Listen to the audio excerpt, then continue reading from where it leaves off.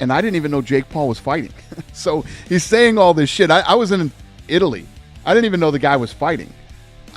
When Jake Paul lost to Fury, I haven't really paid attention to Jake Paul. I have love for Jake too. I don't know what a fight. There's a lot of things that Dana and I agree on. There have been personal attacks, which he started. I will point that out. Calling my fights fake, hiring coaches for Ben Askren, bringing in the steroid accusation. Jake Paul just unleashed a bombshell after Dana White absolutely obliterated him with a brutal reality check right in front of the cameras. Let's not sugarcoat it. Jake's been busy building his reputation as the king of cringe. Between allegedly fixing a fight with Mike Tyson and swiping left on Andrew Tate's offer, he's practically running a masterclass in how to make yourself look ridiculous. And the only time I ever talk about Jake Paul is if I'm asked about him. He just brought him up. I have a great question. I wouldn't have brought him up, right? But this time Dana didn't just call him out. He dissected Jake's 4-year-long game plan with the precision of a UFC surgeon, exposing moves so absurd they make reality TV look real. Do you think, with all the shit that I got going on and what we're doing, you think I'm thinking about Jake Paul? No. I'm not. So what would one... And I don't mean that in a way to shit on the... He's making a lot of money. It's just the truth. And honestly, knowing Jake's team, they're probably scrambling to delete the footage faster than Jake runs from real opponents. So, yeah, don't blink.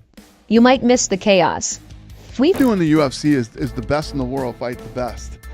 That's what we do, you know? What Jake Paul and those guys do is completely different.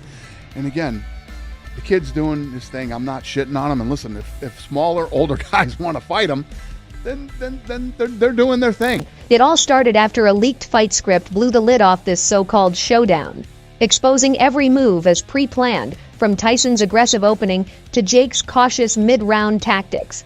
Sometimes. And he calls people out for attention. Yeah. When you call Alex is a superstar right now. It wasn't just disappointing, it was insulting. Fans didn't pay to watch a poorly rehearsed play. They paid for a genuine battle. Instead, they got a live-action farce wrapped in glitz and hype. Dana White, never one to hold back, called it a disgrace, and honestly, can anyone argue with him?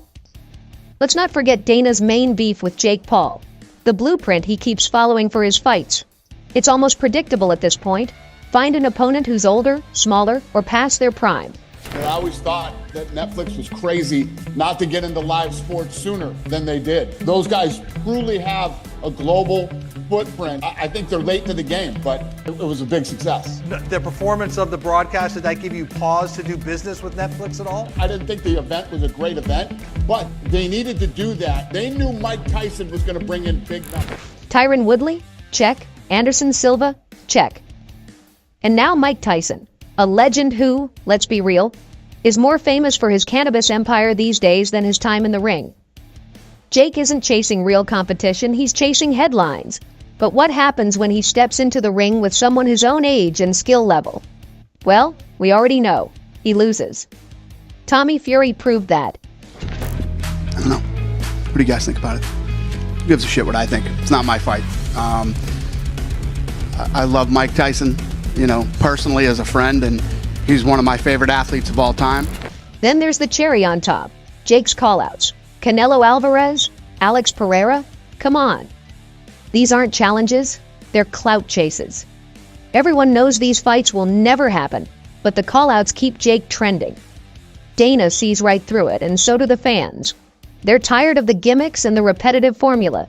How many times can you play the same trick before people stop watching? Jake's strategy isn't evolving, and it's becoming painfully obvious. The frustration is palpable. You know, what did you expect? Seriously, when you stayed home and you turned on Netflix that night, we were like, holy f***, I'm about to see the greatest live sporting event of all time. Fans who once tuned in out of curiosity or amusement are now calling out Jake for faking his entire career.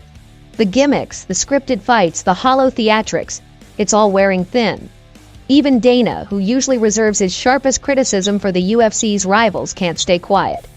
He's calling Jake out for what he sees as a calculated scam. And for once, the fans seem to be on his side. Put together a training camp and come in and, you know, I don't like to see guys fighting it.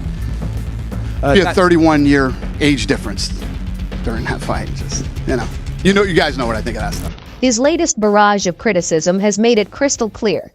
He doesn't see Jake as a fighter.